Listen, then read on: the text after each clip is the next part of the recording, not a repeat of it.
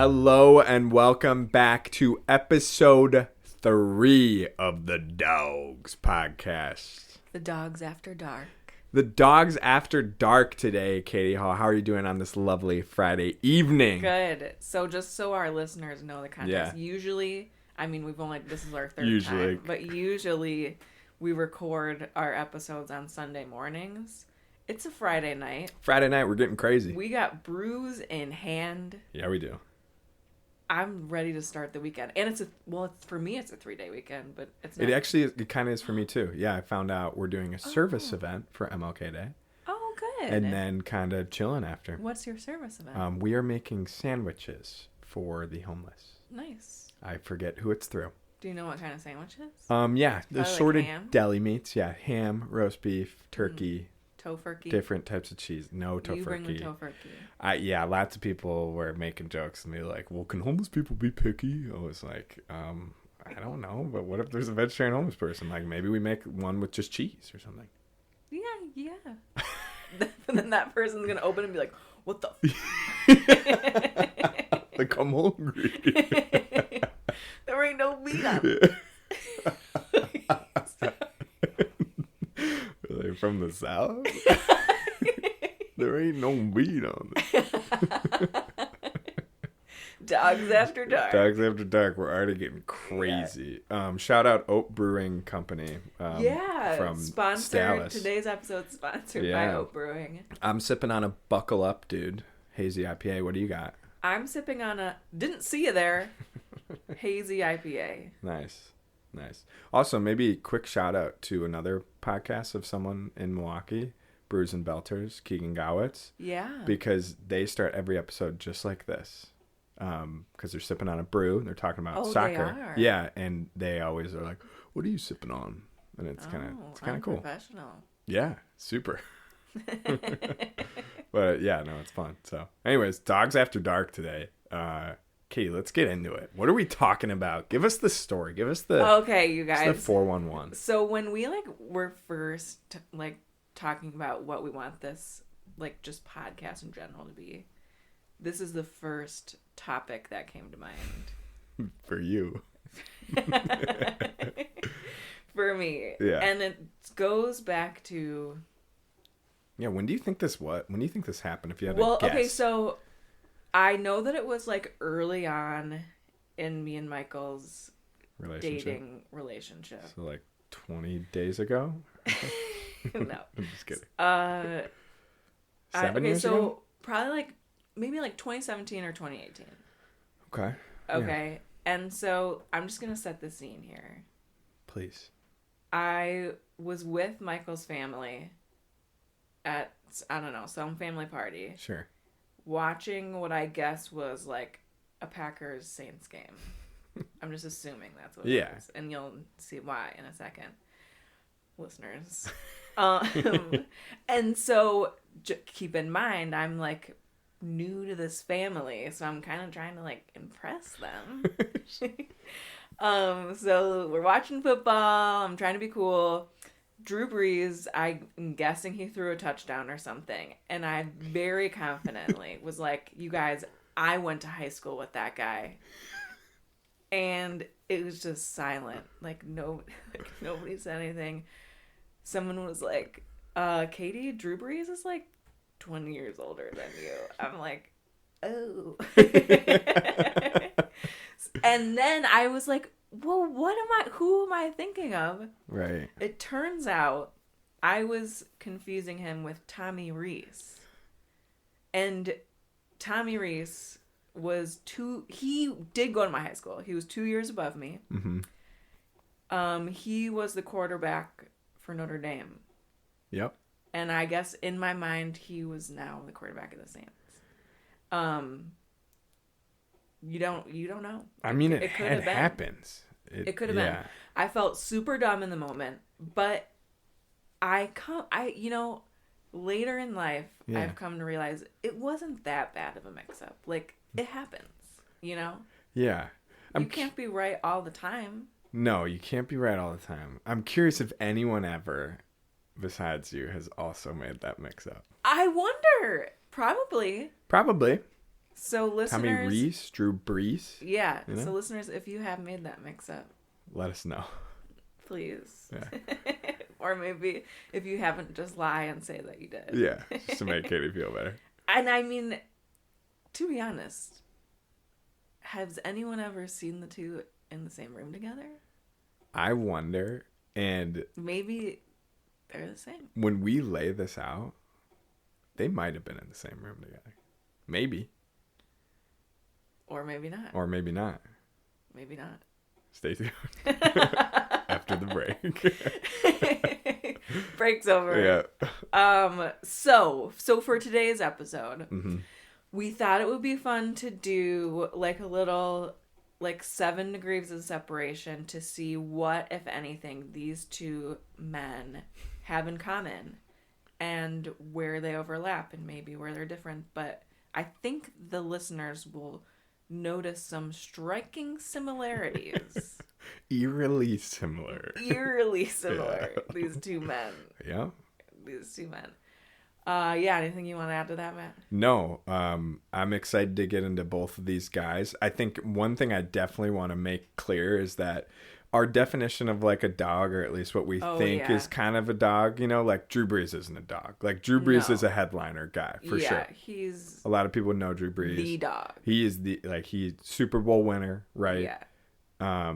Yeah. So we're talking about him today, Yeah. but more so in just relation to this funny story.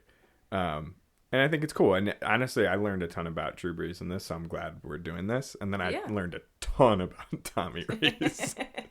He has a brilliant. He's brilliant. Wild backstory. Wild backstory. And it's honestly kind of fascinating. It is. It absolutely is. And I mean, like, he's not like a nobody. Like, he's No. And so maybe we should just tell people, like, Tommy Rees is the offensive coordinator. Tommy Rees is the offensive coordinator for the Cleveland Browns currently, today on January 16th, 2026. But you'll come to find out he's interviewing for a head coach job. And, these coaches can bounce around. So he might not be in this position in a month. Who knows?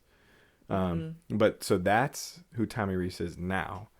Let's talk about the headliner first. Mm-hmm. You down? I'm down. Okay. We're going to talk about Drew Brees. So if you don't know who Drew Brees is, come out from the little rock you've been living under for your whole life. But anyway, so Drew Brees, former NFL quarterback, right? 20 seasons, mostly with the Saints. I think most people, when they're thinking about Drew Brees, they would think of his Saints days. Mm-hmm. He was also with the Chargers, though. And he is definitely one of the greatest quarterbacks of all time. It is not a debate. So that's surprising to me. Really? I mean, I don't watch football. Yeah. I don't know anything about football, but I don't think I have really. Yep. It's like unarguable. Oh. Yeah, for sure. Mm-hmm. Stats wise, it's just nuts, and you're gonna hear here in a second, like just how good he was. So, cool. Actually, you're gonna hear right now. He's second all time in passing yards. So of all the quarterbacks ever to play in the NFL, he's second all time in passing yards. That means like the distance. Yep. Exactly. That he threw all it, together. like when Caleb Williams throws for 300 yards on Sunday against the Rams with 6 touchdowns and 0 interceptions. That, that 300 yards adds to the total of his passing yards, Also second all time in touchdown passes. Okay. You know who's first in those categories? Who? Who's your guess? I have no freaking clue. Come on. Best quarterback. Robbie Gold. Robbie Gold, the former kicker for the Bears, 49ers, and the Penn State Nittany Lions, fun fact, is not the leader, in passing yards and touchdown passes. I don't know. What about that one guy that played for the Packers? Nope. Not Aaron Rodgers and or Brett Favre and or Bart Starr, which I'd be super surprised if that's who you were talking about. I was talking about... Rodgers? No. Brett Favre? No. Tom Brady. Oh. You know Tom Brady. Well, I know his wife. That's... I'm just kidding. That's crazy. I it's fair. Yeah, I think actually Giselle she's big time. She has a new lover now. A new Does husband, she? I think. Hmm. And I think he knocked her up. Oh, whoa. Yeah. And now Tom's really sad. Oh. And like he's kind of like crashing out on the internet. Wow. A little bit. Well, tune in for episode 4. We talk about Giselle's new man. Anyway, Drew Brees. Back to Drew Brees. Yeah. Second all-time in passing yards, touchdown passes, and career pass completions. And he's up there for a whole bunch of other categories. He holds the record for most games with a touchdown pass consecutively, 54 games, breaking a 50-year streak held by Johnny Unitas, which I think that's how you pronounce it. Correct me if I'm wrong, listeners. I was going to say Unitas. Unitas. So I don't know who that is. I should, but I don't really. Truthfully, I've heard it. But so let's talk about Drew Brees' early life. After moving to the Austin area, Brees did not play tackle football until high school. I love this. I just did a persuasive presentation in my school, you know. I did a persuasive Katie's doing her master's. She's not in 4th grade, so everyone knows. I did a persuasive presentation about why kids should not play tackle football until later. Yeah. Okay. And instead play flag football. Wow, I mean that so could I love be a this whole thing. Drew Brees. Yeah, you heard it here first, folks. Drew Brees did not play tackle football until high school and was on the flag football team at St. Andrews. How do you say that word? Episcopal. I feel like we should know this. I think it's... But we're not religious. We're not. We're not. Oh, God, if I said it horribly wrong, I'm sorry. No, I think that's right. Okay, well, we're St. Andrew's School. It's definitely not Episcopal. No. Episcopal. All right. Yeah, Episcopal. We'll say St. Andrew's School, where his teammates included actor Ben McKenzie, who was actually in the same year. In high school, he was a varsity letterman in baseball, basketball, and football, multi-sport athlete. Brees played college football for the Purdue Boilermakers, setting the Big Ten conference records for completions, attempts, yards. And actually, something that I learned was he wasn't heavily recruited at all. He only had 2 offers from Purdue, and I think the other one was Kentucky. I forgot to write that down, but I'm almost so positive. And why do you think he chose Purdue, Katie?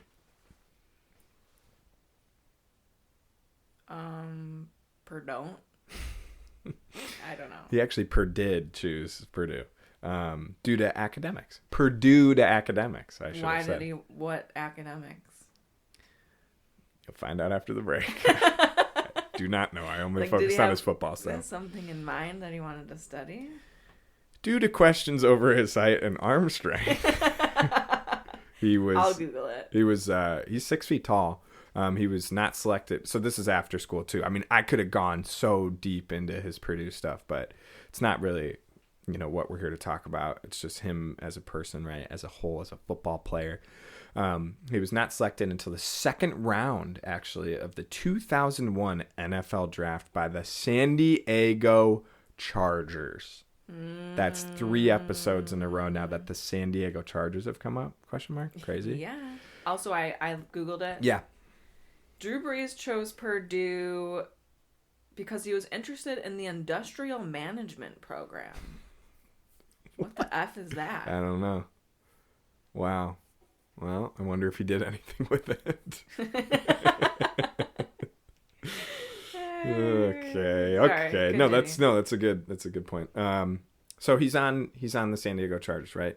We're going to talk about his, professional playing career now. So he started as the backup for the Chargers in 2001 behind Doug Flutie. There's not an L in there. I know, but I think there is. I think I mistyped it. I'm almost positive because I think Doug Flutie had some crazy pass when he was in college. I can picture the video in my head. Look that up again. You're looking up a lot of things there. He became the starter. Oh yeah, it is Flutie. See? God. Did he go to Boston College? Is that on there? That's what's in my head. Education, Boston College. Boom. Suck it, everybody. Okay. He became the starter. See, I also have another typo on the next line in 202. AD. Yeah. After death. Became the starter in 2002, finishing the year with 3,284 yards, 17 touchdowns, and 16 interceptions. That, to me, 3,000 yards, electric. 17-16 ratio, not the best. He had a really tough 2003 and lost the starting job. He got it back in the last couple games, though, later on in the season. Finished the season with 2,108 yards, 11 touchdowns, 15 interceptions. It's not the best start for one of the best quarterbacks of all time. So obviously you don't want any interceptions. No. Like, what's an average ratio? You know? I feel like some of the, like, I'm thinking the top tier guys right now, right? Like, Matt Stafford might win MVP, and I'm going to be slightly off with these numbers because I'm going off the dome here. Is he the Rams guy? He's the Rams guy that the Bears are playing on Sunday. Mm-hmm. Matt Stafford, I think, is like somewhere around 40 touchdowns and like a handful of interceptions. So remember, Drew Brees went 17 touchdowns, 16 interceptions. You know, okay.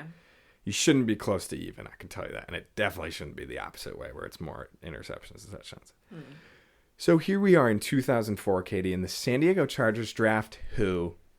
Our boy Phillip Rivers, baby. That's a 3-episode streak of Phillip Rivers being mentioned, not on purpose, really. So that's electric.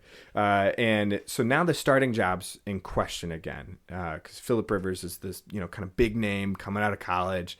And Drew Brees actually had an electric year that year in 2004. First Pro Bowl, he got comeback player of the year. The team went 12-4. He re-signed a 1-year contract.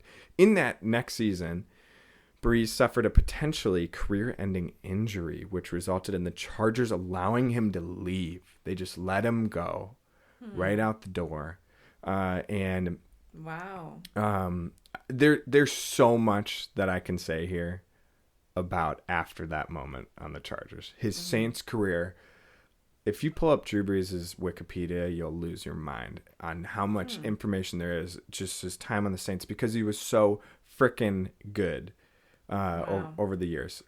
So his injury wasn't clearly... Yeah, he bounced back. Ending. Yep. And so I'm going to give you a summary of his Saints career, right? Because I think the bulk of what we want to talk about today is Tommy Rees, obviously. That's what everyone came here to hear about. He's a dog. Joining the Saints, Drew Brees brought new success to the franchise that had only 7 winning seasons prior to that. 5 playoff appearances and 1 postseason win during the 39 years prior to his arrival. From 2006 to 2020, those 14, 15 years that Brees was there, Brees led the Saints to 7 division titles, including 4 consecutive from 2017 to 2020, 9 playoff appearances, 9 playoff wins, 3 NFC Championship game appearances, lost one to the Bears, eat it, and the franchise's first title in Super Bowl XLIV, whatever number that is, over the Indianapolis Colts, earning him the game's MVP award. So he won that 2009 Super Bowl, and during those playoffs, he had 8 touchdowns and 0 interceptions. So quick tidbit after his little Saints career, he has been in broadcasting a little bit. He was hired by NBC Sports 2021, served as the color analyst for the network's Notre Dame games. Keep that in mind. Notre Dame games. Foreshadowing on Football Night in America, working in the booth alongside play-by-play announcer Mike Tirico. He left after the season on May 15th, 2022. That's Drew Brees. So he's not broadcasting anymore. Not for at least NBC Sports Monday or Football Night in America Notre Dame games. I can definitely say that. Okay. Who should we talk about next? Let's go to our boy Tommy. Tommy. Katie, tell us about Tommy Rees. I hope he doesn't listen to this. I mean, we are both from Lake Bluff, Illinois. Yeah. All 3 of us actually are. Yeah. We all grew up there. Yeah. So Tommy Rees, he's currently, like we said, the offensive coordinator for the Cleveland Browns. He is also, it sounds like... He is. Allegedly. Katie doesn't believe me. He's interviewing for the head coach job. That just seems a little crazy. I'll look it up while we're doing this. I'm positive, though. So we'll see what happens. I'm obviously rooting for him. But so growing up, this is where, the overlap comes with him and I. He was born in LA. I was not born in LA, but he grew up and spent his childhood years in Lake Bluff, Illinois. That's where we're from. That's where we grew up. He played for Lake Forest High School as a quarterback. I guess I kind of remember him playing in high school. Do you? No. I think I was too young. I mean, when he moved on to play in college, I knew that he was a Lake Forest guy. Okay. But I don't even think I put the pieces together that you guys went to high school during the same time until like way later. Yeah, a couple years overlap. Did you want to say something? Yeah, circling back really quick on the Tommy Rees interviewing for the head coach job. Tommy Rees, the Cleveland Browns offensive coordinator, interviewed for the team's head coach vacancy in early January 2026. Last week, actually. It's his first NFL head coaching interview. The Browns seriously considered him, interviewing him alongside defensive coordinator Jim Schwartz for the open position. Yeah. But, so did he not get it? I don't. Or did actually, they not decide I don't think they decided yet. Okay. I'm going to take a sip of my beer. Yeah, get her down. Okay. They did eliminate a candidate. Was it Tommy? It is. No. Browns head coach search. Team eliminates a candidate from their list. The GM continues the head coach search with Jim Schwartz interviewing again. Tommy Rees out. Sorry, Tommy. Sorry, Tommy. You'll get the next one, kid. But Rub some dirt on it. Yeah, he will. There's a bunch of other head coach vacancies this year, so maybe he'll interview elsewhere. Yeah. But, he does love Ohio. Yeah. His father actually played football at Ohio Wesleyan.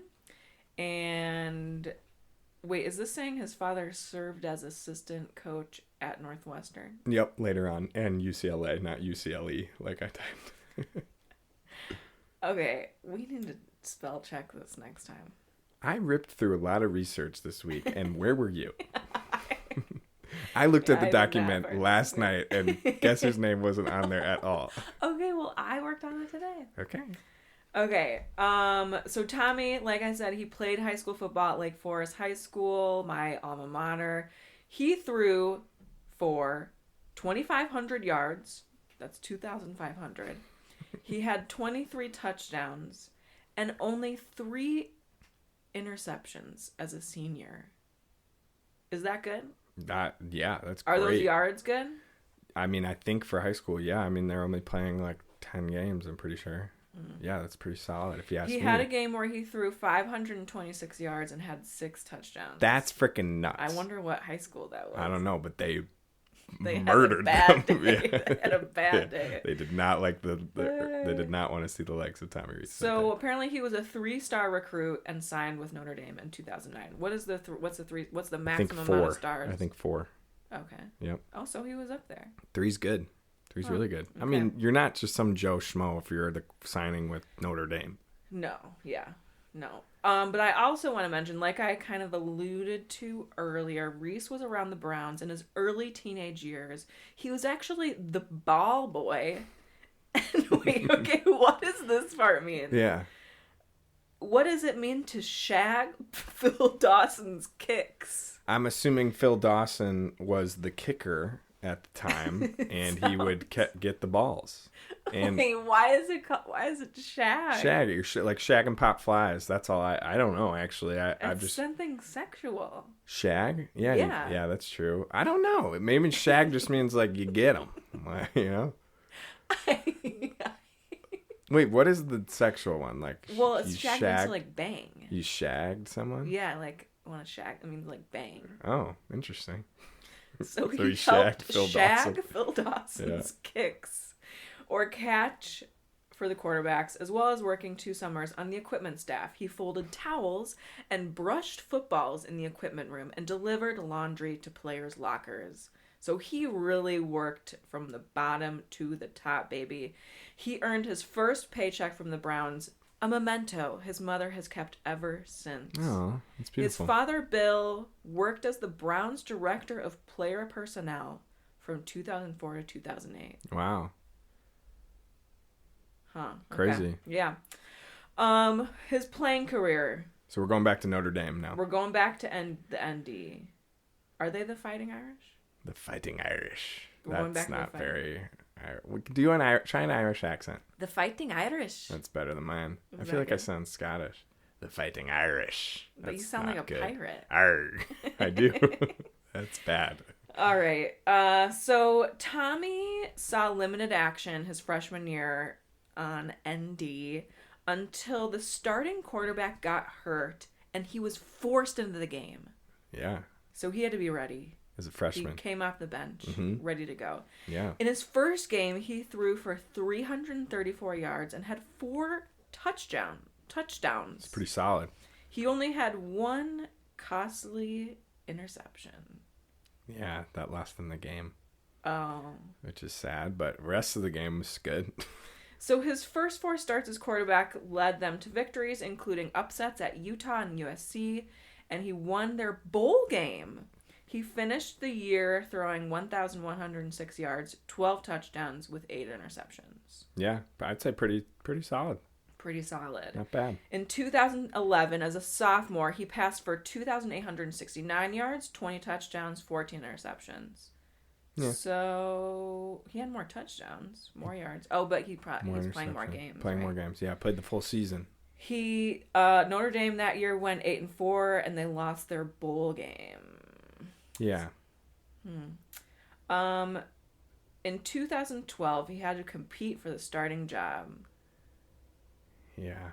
Which, I mean, after the starter, that's tough. That's tough. You're the starter, and then the next year you're having to compete for the job. That stinks. Do you think by a younger, more youthful guy? I didn't look into the other guy, but you're going to hear a little bit more.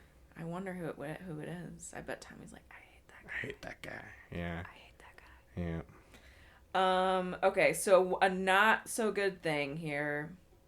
After Michigan's comeback in the September 10th rivalry game, yeah. he sadly earned the nickname Turnover Tommy. Yeah, began to circulate. It's stuck with Rees following his performance in 2011 and through his college career. Despite this reputation, Rees finished the season with a completion percentage of 65.5%. Pretty solid. A second to the Irish record of 68%, held by Jimmy Clausen. Yep. Rees's 14 interceptions this season was a tie for 11th in the FBS. It's kind of a lot. What's the FBS? Football Boys Syndrome. Football. No, it's the FBS is like the college. Federal Bureau What does FBS stand for? I actually don't know. It's the. Okay, well, it's in college. Circle back. Wi-Fi's loading. Go. In 2012, oh my. Okay, so this is where it gets kind of juicy, and this is Hopefully he's not listening to this because I'm sorry, Tommy, but we have to talk about this. Hey, it's a part of his life, dude. Okay. Also, and he learned from it. Really probably. quick, football bowl subdivision, which I've never heard anyone say that, and I've never thought once about what FBS stands for, but it's the highest level of NCAA college football. Okay. So 2012. Yeah. Bad year for Tommy. He was suspended for being arrested and charged with resisting law enforcement and illegal consumption of alcohol by a minor after fleeing from a party. I mean, we've all been there, but I know. You can't do that. How many times have you fleed? 6. 6 times. Can't be doing that as the quarterback for the Notre Dame Fighting Irish. No, yeah. And so Matt and I were kind of talking about this before we hit record. Yeah. I remember when this happened because everybody was all excited to have Tommy going to Notre Dame and playing football. And then we're like, oh, that sucks. Yeah, that does suck. Yeah. It does suck. So we got suspended, but then the starter got injured. Rees came into the game with a cascade of boos, but he led them to a winning drive. He showed them what was up. That boy Tommy. Yeah. After Brian Kelly, the head coach, still said they were going back to their other starter, he made the BCS title game, lost to Alabama. Notre Dame made the BCS title game and lost to Alabama, but Rees didn't play. Oh. Just, yeah. Okay. In 2013, he was the starter again. See? Little up and down, tumultuous little Notre Dame threw career he had. 2,938 yards, Electric. 27 touchdowns, Electric. 13 interceptions. Not bad. Went 9-4 as a team. Yep. He won their bowl game against Rutgers. Yeah. All wins in the 2012 and 2013 seasons were later vacated for use of ineligible players as a result of a student tutor impermissibly helping 2 players with homework assignments and aiding 6 other students with similar work, which constituted extra academic benefits. Now can I say something on this? Please. So first of all, that sucks. Second of all, that doesn't sound that bad to me. Am I crazy? I mean, Matt, they are all doing that. That's what I'm saying is we're taking away a team. Got caught. 2 years of wins, they don't count. Also, I learned that the losses still count. Just so people know, Matt's like waving his arms I'm around. pissed. Right now. That's really an insane. That's an insane punishment. I'm not even a Notre Dame fan at all. He's got his pinky up. I now. do. That's crazy to me. You know what? Because there were so many other I don't know this for sure, but there's got to be a lot of other teams doing that. There's got to be. Oh, for sure. I mean, yeah. So I'm a little pissed. Only one Notre Dame quarterback has ever collected more touchdown passes than our boy Tommy, while just 2 have thrown for more yards. Yep. And Katie, so he was good. Katie, do you know who else was a Notre Dame quarterback? I didn't know this. Brady Quinn. A good-looking guy. Katie, weirdly and randomly, like when you're talking about sports, will just be like, "Oh yeah, Brady Quinn," and it's like the most random person ever. I know Robbie Gold, and I know Brady Quinn. Yes, that's it. That's all you need to know. That's all you need to know. Everything comes back to them. Let's talk about Tommy's coaching career. Okay, yeah. Sorry, am I taking long? No, I'm just I'm just ready to rock. What time is it? How long? It's 6 o'clock. No, it's 8 o'clock. I don't know. Oh shoot. Okay. We're doing great. Okay. His coaching career. We're shifting gears. Tommy began coaching at Northwestern University as a graduate assistant.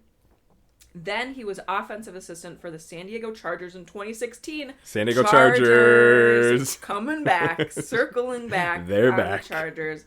He actually went back to his alma mater of Notre Dame. He coached there from 2017 to 2022. He started as the quarterback coach. Oh, yeah. And after 3 years, he was promoted to offensive coordinator. In his first season, they went 10-2, baby. It's pretty electric. Tommy, he was born to teach.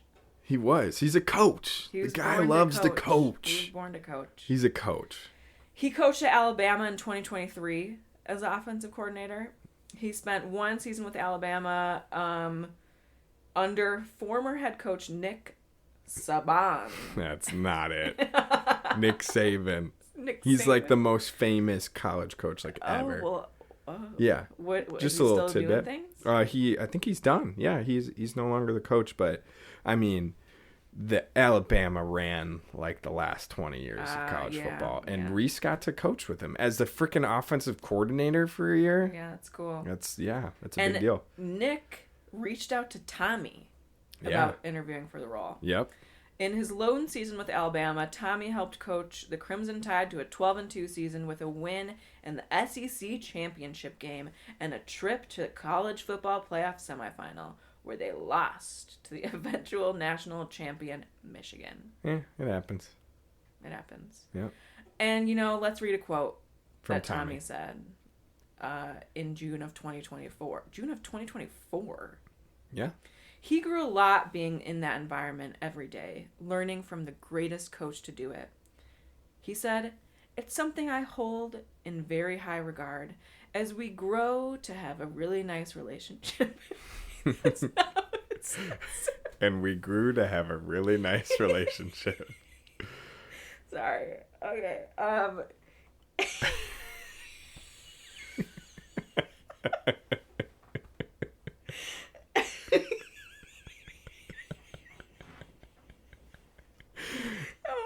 Here come the giggles. I'll finish it. That's insane. What is in this beer? Okay. And we grew to have a really nice relationship. I'm going to owe a lot to him throughout my career. The experience is something that you can't really describe in words. And I'm really fortunate to have that opportunity in my career.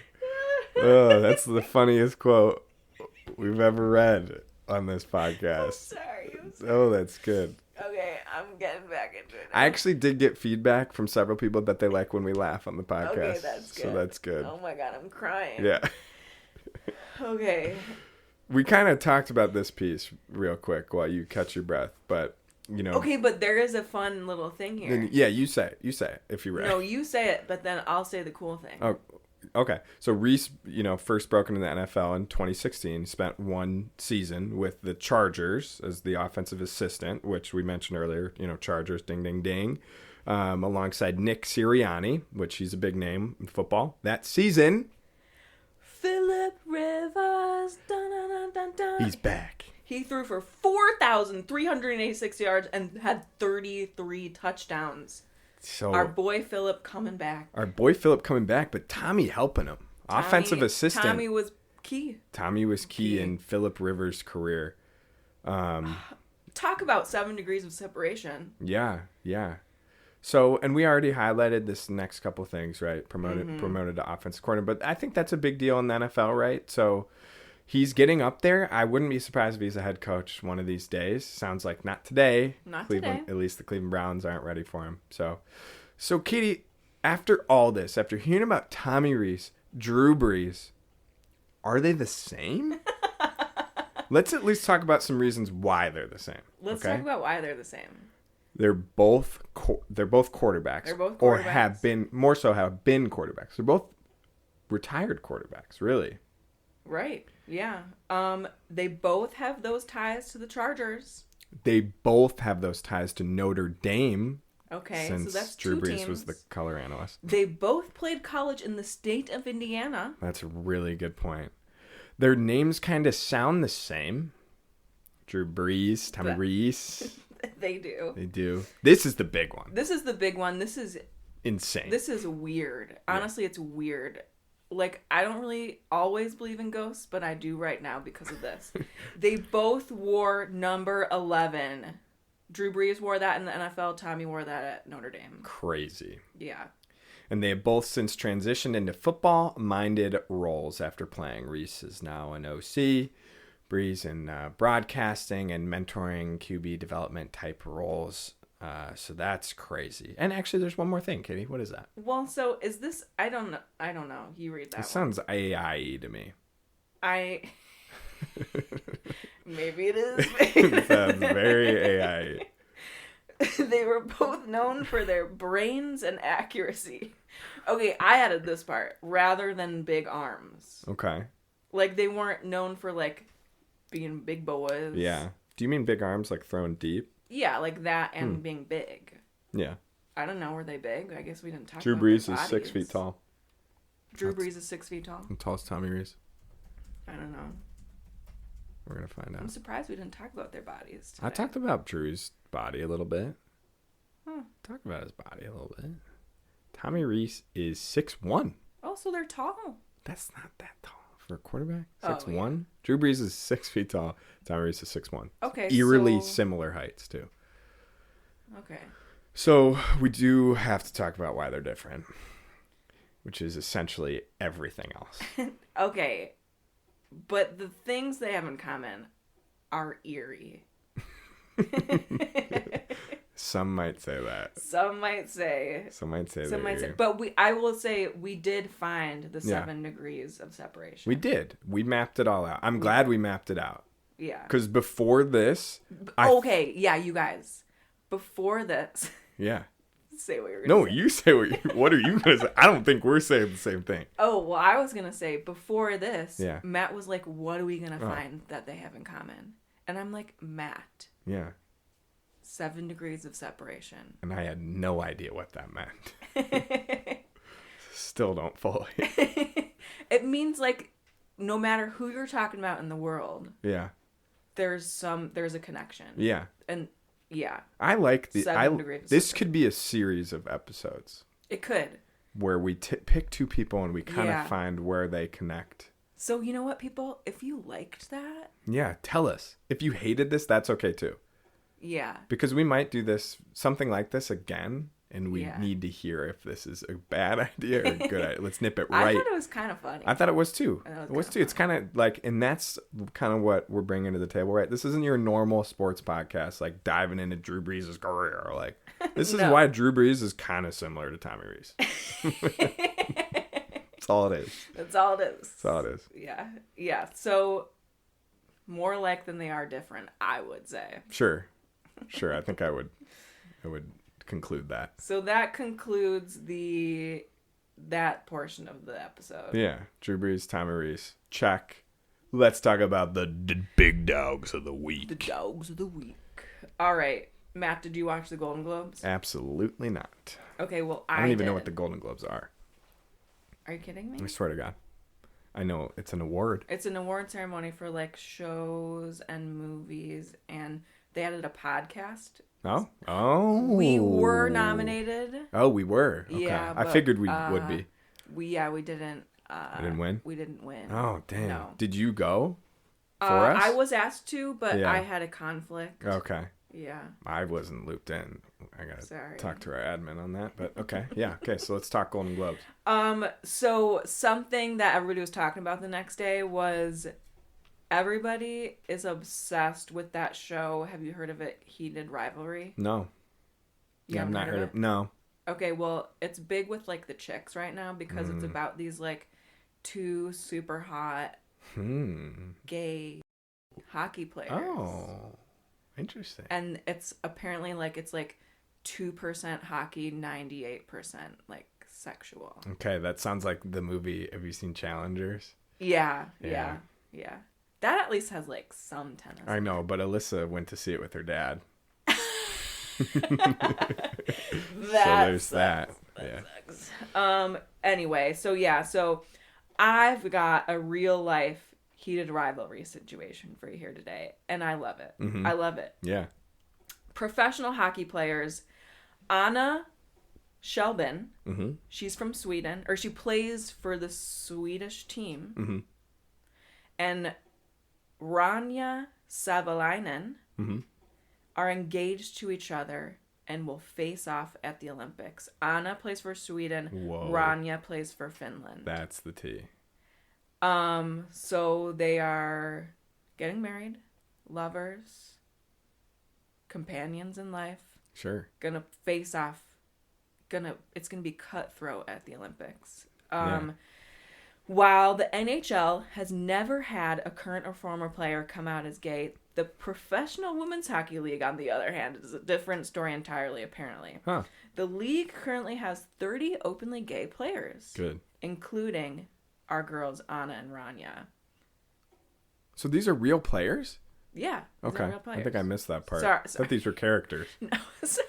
Yeah. Okay. That's I'm awesome. saying this is like this show.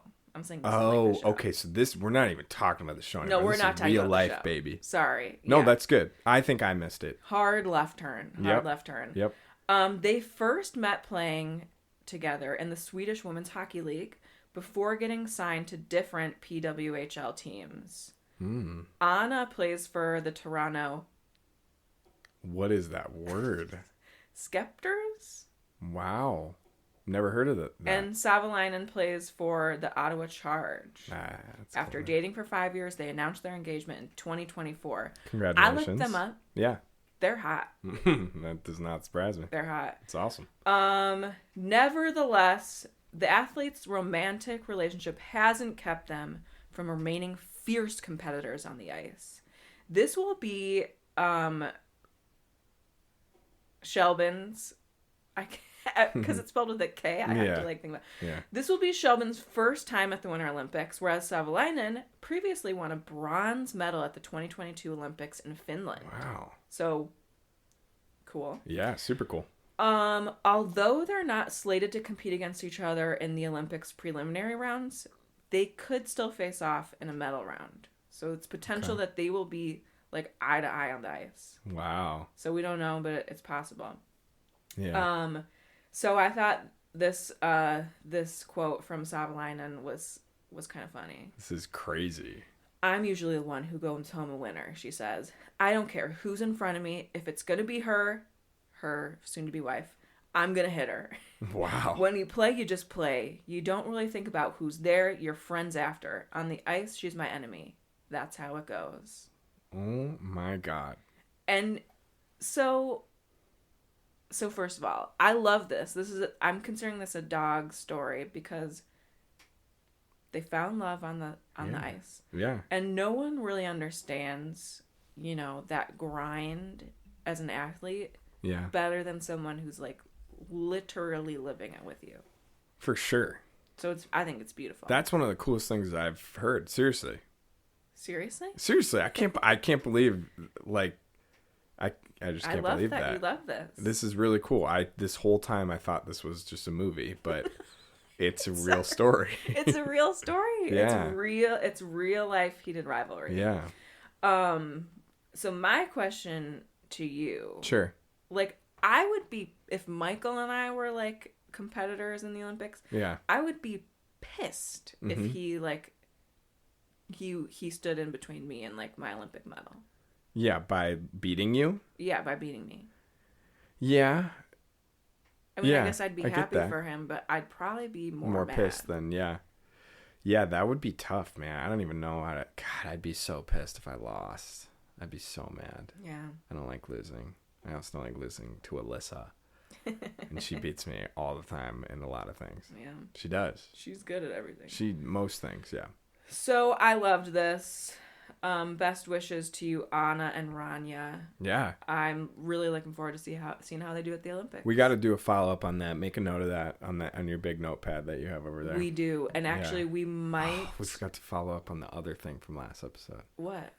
The people that took a break I looked it up. Did? They didn't make it. Oh. They didn't make it. Oh. So what Matt's referencing, in the last episode, I did my dog of the week on a pair of ice skaters who are siblings, the Sibs, who were gunning for an Olympic spot, and they didn't quite make it. Wow. But it's still cool that they gave it a shot. Yeah.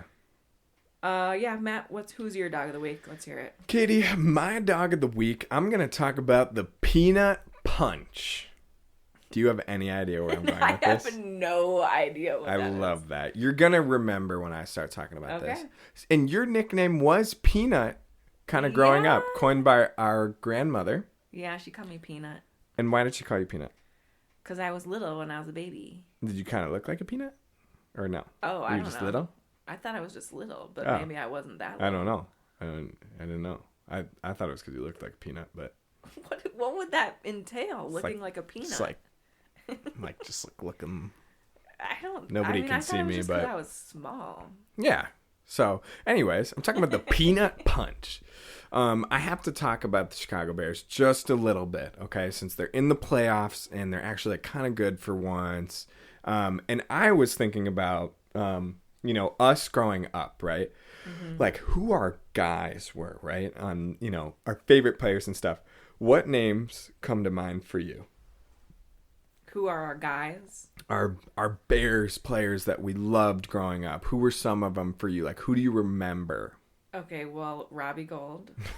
Of course. And Brian Urlacher. Those are your big two. Okay. Yeah. I love it. For me, it's Devin Hester, Brian Urlacher, Lance Briggs, and Greg Olson. So those were kind of my big guys growing up. Those are a bunch of legends. Definitely in Chicago for sure. A couple of those guys are actually in the Football Hall of Fame. So those are just true legends. And then I was thinking, Katie, because when we won this playoff game, I was like, wow, against the Packers here this year, I was like, it's going to be a moment I'll kind of remember forever. And I was thinking about like, wow, I don't totally remember those moments from the playoffs when we watched. I remember watching with our uncle and dad and uncles and cousins, and it was super exciting, that run to the Super Bowl. And actually, just to bring everything full circle, we beat the Saints in the NFC Championship. Drew Brees was the quarterback. Weird. Yeah. We always tie it back here on the dogs. So I was watching a bunch of old highlights, right, and clips from that playoff run. You know, the kick returns from Devin Hester's, the super long Thomas Jones runs. And then something kept coming up, and it was just so many fumbles. I was like, is this real? Like nowadays, I'm like, I feel like I don't notice that many fumbles. But when I was watching, I swear to God, it was every other highlight was a freaking fumble. And it seemed like, at least for this playoff span, they had some games in the rain and snow. It's definitely super wet in that NFC Championship game, but it was like a noticeable amount of fumbles. So I was like, I'm going to look into this. This is a perfect research opportunity for the Dogs podcast. So I found out that NFL teams fumbled significantly more in the early 2000s compared to the current era. Lost fumbles have dropped by approximately 33% since 2004. That's a ton, okay? There's a bunch of stats that I kind of wrote down, which I don't want to bore everyone with, but let's just say there's been a lot less fumbles, and then total turnovers in general are way down. Okay, so keep all that in mind. And a couple of these things are just due to just different tactics, right? They mentioned like the evolution of defense. The focus has shifted from putting a helmet on the ball to strip techniques, while rules against dangerous hits have been altered, how tacklers defend and stuff like that. So, which all of this is super interesting, right?